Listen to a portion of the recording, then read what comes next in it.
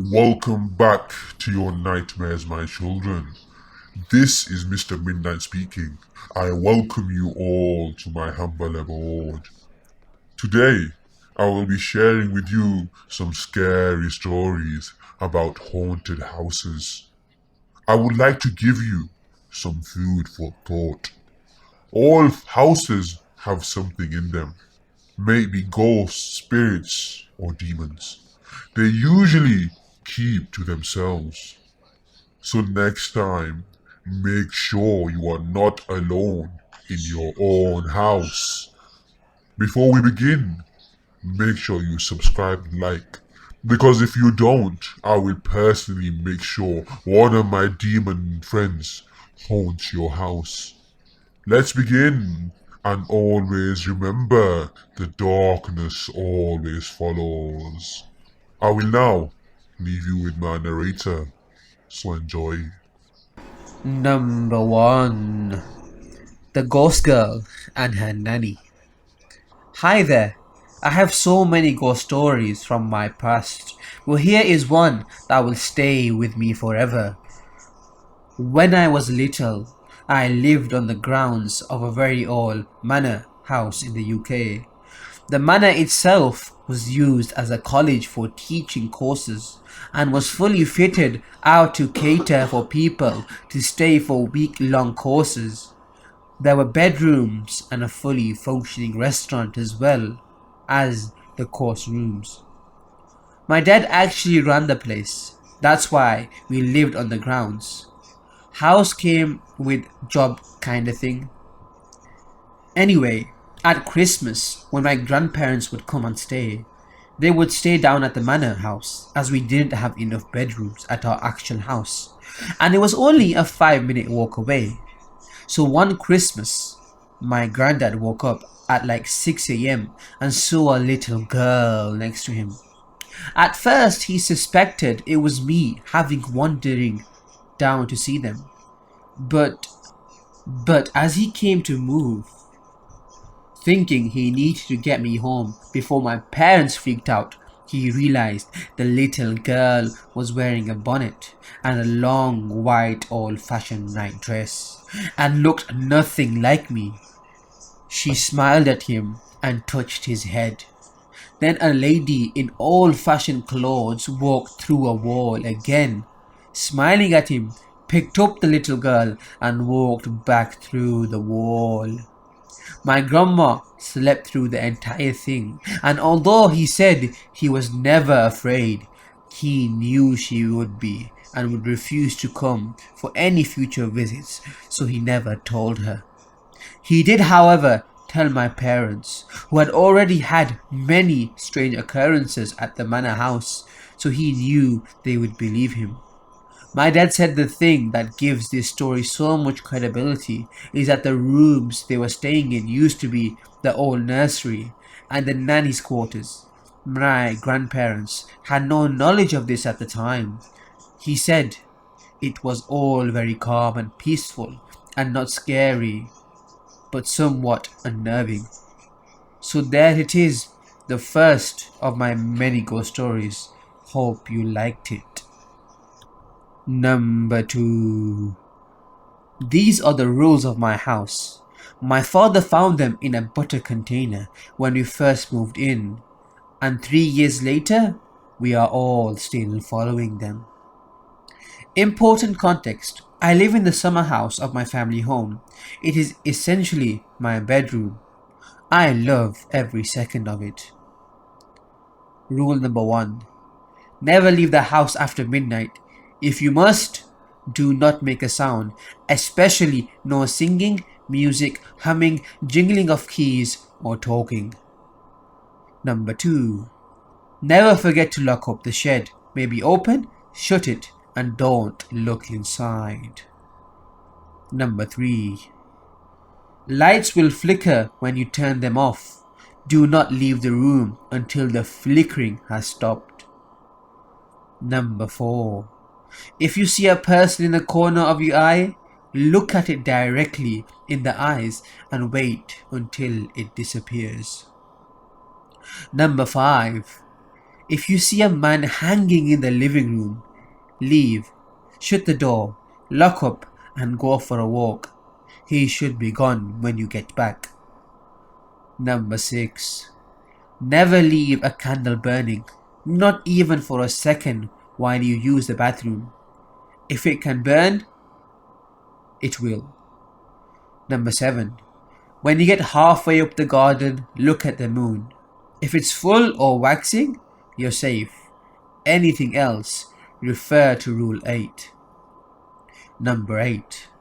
If anything goes wrong, run to the summer house. Lock the door without jingling the keys. They hate that noise. And close all blinds. Put a movie on and watch it its entirety. Number 9. Fall asleep with the video on. It will be switched off at the plug by morning. Ignore this. That means you please them. Number 10. The fridge is never to be turned on, nor opened. Either will attract them. Refer to Rule 8 if you can.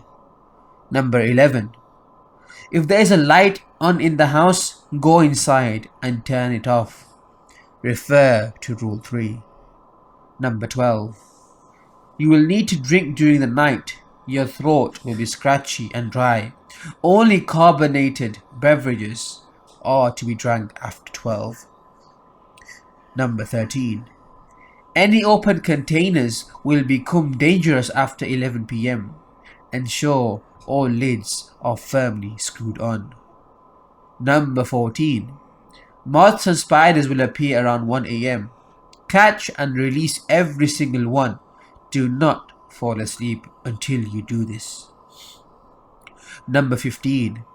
Take the pills with your name on it. Make sure your name is spelled correctly. If it is not, throw them over your left shoulder. Number 16. You may see graffiti on the sides of the house. The hooded figure drawing it is not friendly, and it must not see you under any circumstances. If it does, climb underneath the storage unit and close your eyes.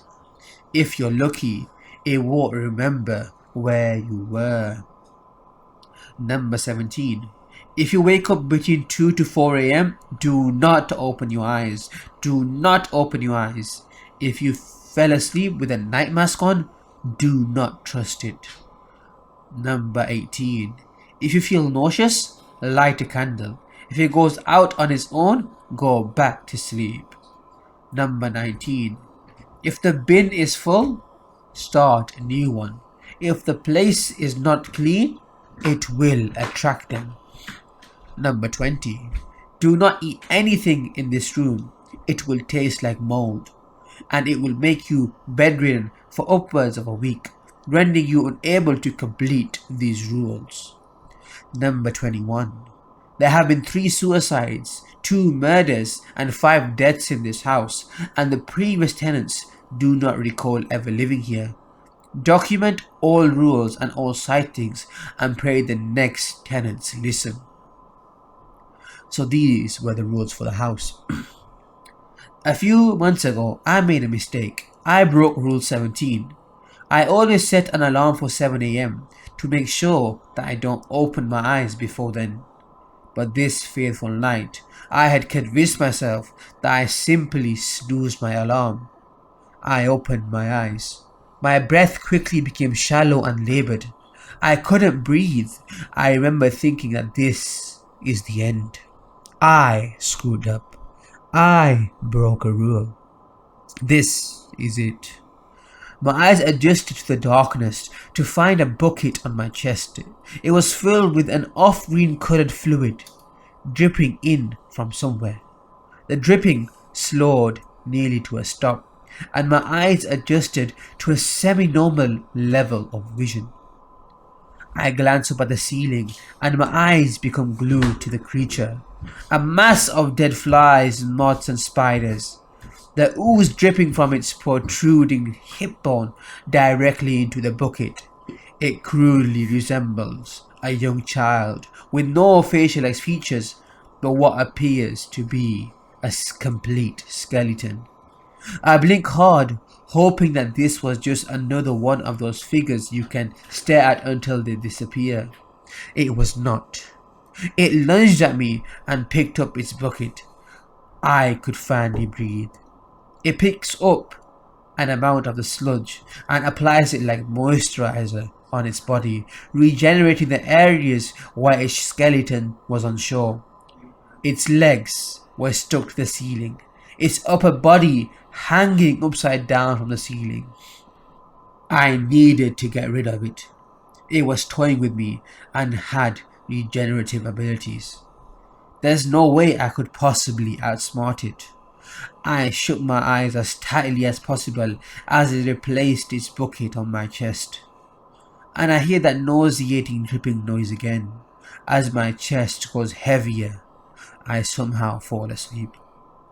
I'm not religious, but that day I thanked every god I could think of. I had woken up and I was seemingly unharmed, other than a cracked rib.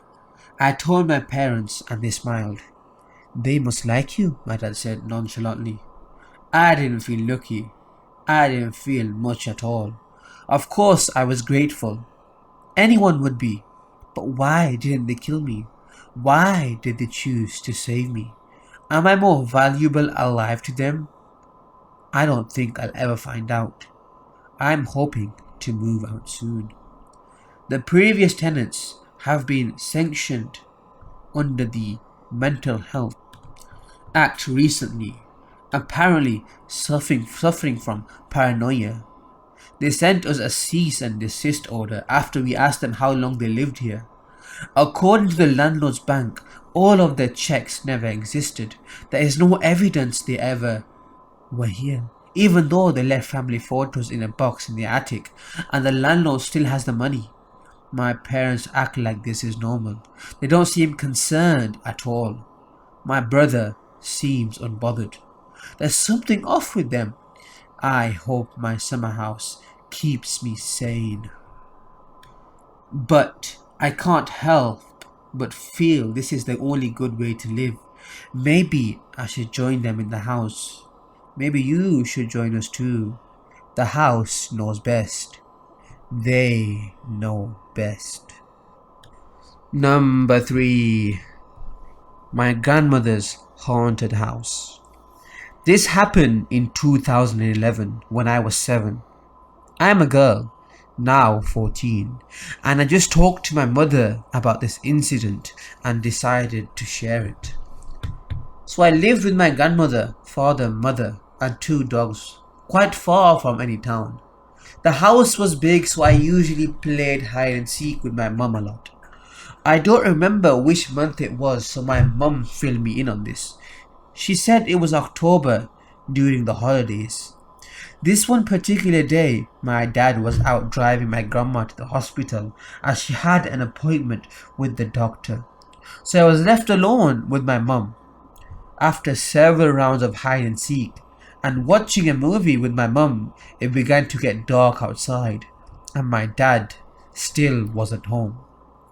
I've always been scared of potential home invaders, so I was paranoid all day because my dad wasn't with us. He made me feel very safe. Me and my mum decided to play Monopoly.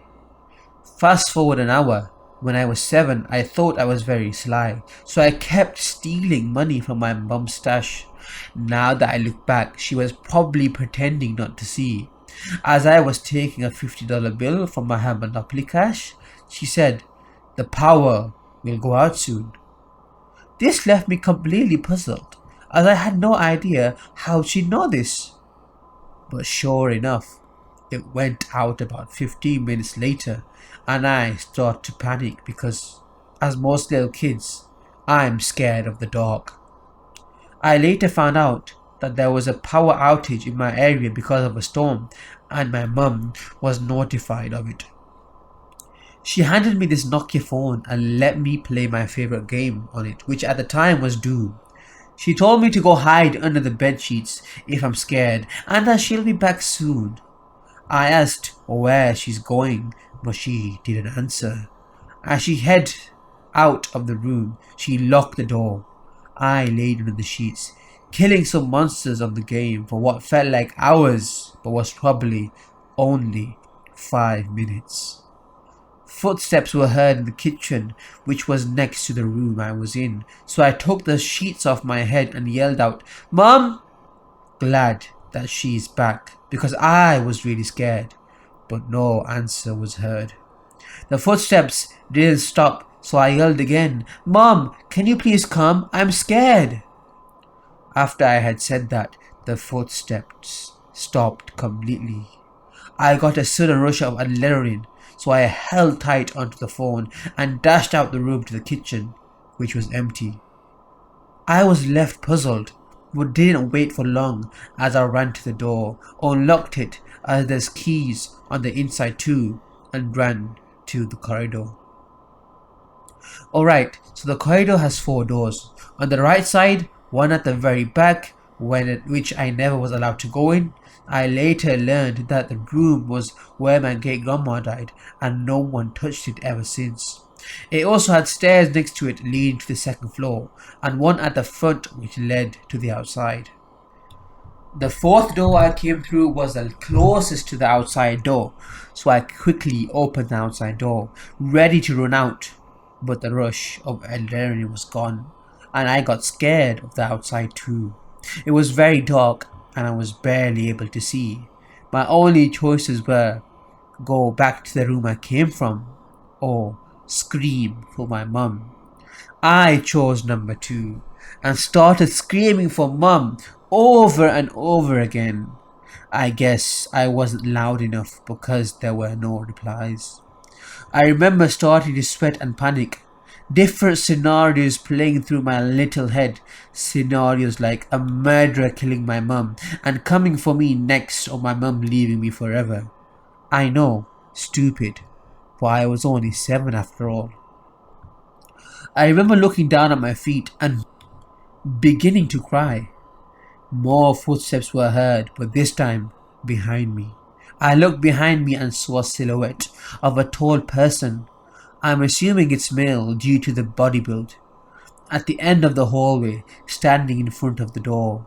I can't recall what he looked like because it was all black. I stared at him for about 15 seconds in pure horror. This got my adrenaline pumping again, and I ran out of the door towards the outside toilet, only to be greeted by my mum, who looked worried as hell. After I told her what happened, through uncontrollable sobs, my dad was in the driveway, already parking his car. My granny was left at the hospital for some treatment. He searched the house, but no one was found, so my mum told me it was just my imagination. But I know what I saw and heard. Fast forward 7 more years, I live in another house, and I randomly remembered about this incident and talked to my mum about it. She seemed quite hesitant about telling me this, but at the end, I convinced her to tell me. What she said gave me chills. Apparently, when I was 4, I started to stare at one particular corner in the kitchen and laugh like crazy. My mama asked me what's so funny, and every time I point to the same corner, but never told her why it was funny. After a few months, the random giggles I let out when staring at the corner didn't stop. What made my mum lose it was the fact that I started speaking random German words that I've never heard before. We have no relatives that are German or can speak German, and I wasn't introduced to technology at that age either.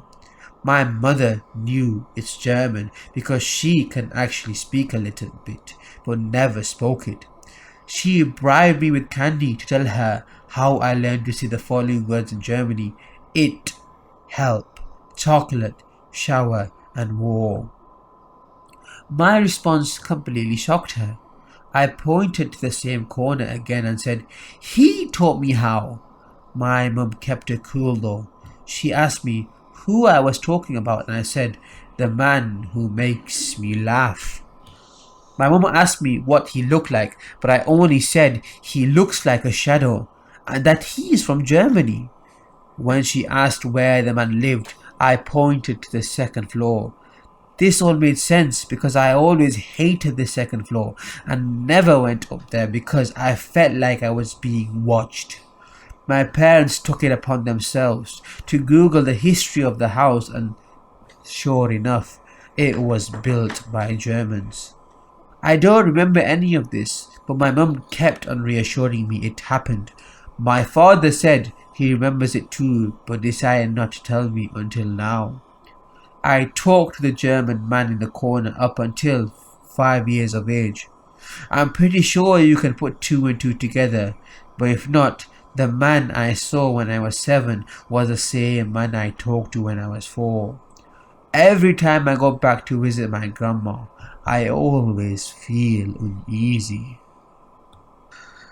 Right, so now we'll be reviewing each story and thanking each of the authors for letting me use their story. The first story was by Tide and Grumpy, and it was submitted to the Ghost Stories Reddit, and the title was The Ghost Girl and Her Nanny. Now this story was based in the UK and it was quite scary. It was quite, like I've mentioned before, demon girls are very scary, so this was pretty scary. And if any, I think if anyone was in this situation, they would be scared. But kudos to your grandpa, who was not scared at all. I give this a demon girl out of 10.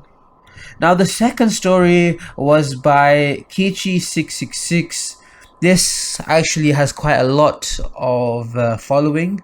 The title of the story is These Are the Rules of My House. My father found them in a butter container when we first moved in, and 3 years later we are still following them. Now this was a good concept and a good story, meaning there were rules in the house that were meant to be followed and you broke one of the rules. So I would suggest you follow the rules, because you never know what's lurking around the corner in that house, because for some reason these rules are weird. One of the rules I don't understand is the fridge rule. How do you eat anything in that house? Like, where do you store your food? Because I'm sure one of the rules was the fridge is never to be opened, or never to be turned or on, no open. So what is the point of having a fridge? Seriously, what is the point? So I rate this follow the rules out of 10.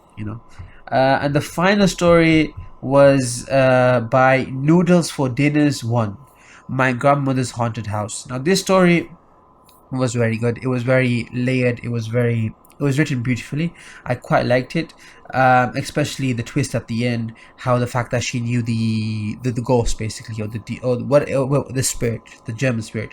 She knew who the German spirit was, and it was actually quite something that she knew that. And she forgot. Obviously, we all have childhood friends, demon childhood friends, don't we? And yeah, I quite liked it. I rate this 100 out of 10. Okay.